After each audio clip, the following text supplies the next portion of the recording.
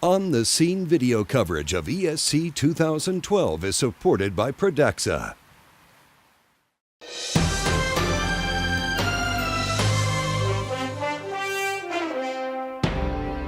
Well, it's day 3 here at the ESC 2012.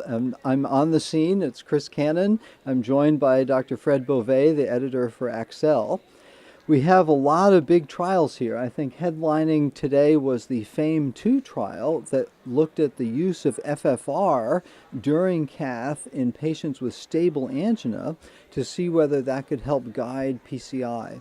So this was a study of several hundred patients looking at a strategy of FFR-guided PCI with optimal medical therapy versus optimal medical therapy alone, and found a benefit of the FFR-guided PCI strategy.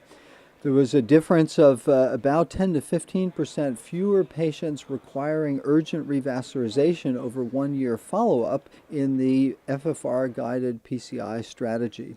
Now, this seems to go a little against what we think of in COURAGE of optimal medical therapy alone, was consistent with equal numbers for death or MI, but I think an intriguing strategy that could help guide PCI. Fred, what do you think of this study?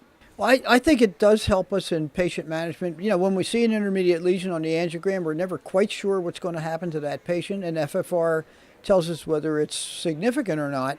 The data from FAME2 is suggesting that we can predict that about 1 in 5 of those people with a positive FFR is going to get in trouble within a year, either having a revascularization or possibly a more serious event. And so it gives us an opportunity to predict, at least statistically, what the likelihood of outcome is going to be. In COURAGE, I think the message we got was most of these patients are stable, and if they destabilize, we're going to go back and intervene. Here, we could at least get some idea to predict who's going to do it, but again, it's going to be 1 in 5 of the people with a positive FFR. Very true, and this won't mean that everyone has to have FFR and have the guided strategy, but I think we'll open the door to using this in the cath lab to help guide, as you say, in those intermediate lesions.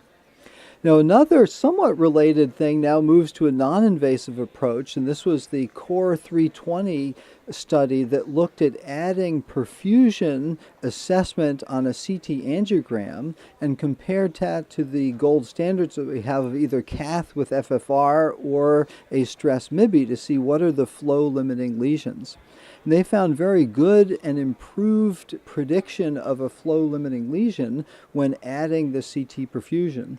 Now, Fred, one of your early papers was looking at CT angiography, and what did you think of this paper? Well, I think the data from CT angiography has perfusion information in it. It has anatomic information in the coronary vessels, but at the same time, that contrast material is flowing through the myocardium.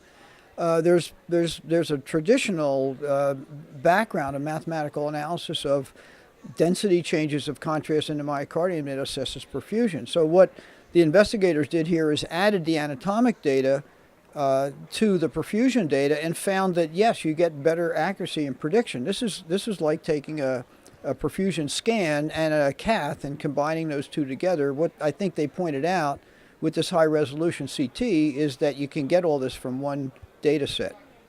Well, it's a nice thing to see the CT angiogram, much maligned in some of the primary prevention settings, but here a very useful and adjunctive anatomy and physiology assessment.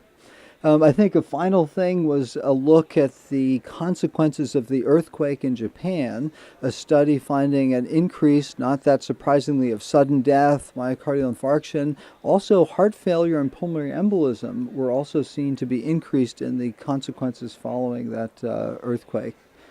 This is something that's been seen before, I think, in other studies. Well, we've seen data published from the California earthquake, which basically imparted the same concept that when a sudden event that occurs like this, a lot of people that have stable or asymptomatic underlying disease suddenly get symptomatic, and I think one can understand why. There's a tremendous amount of stress from this kind of an event. People become homeless. People are rattled by the actual vibrations of the earthquake. All of these things can provoke the progression of a underlying stable disease state into an active event. Yeah.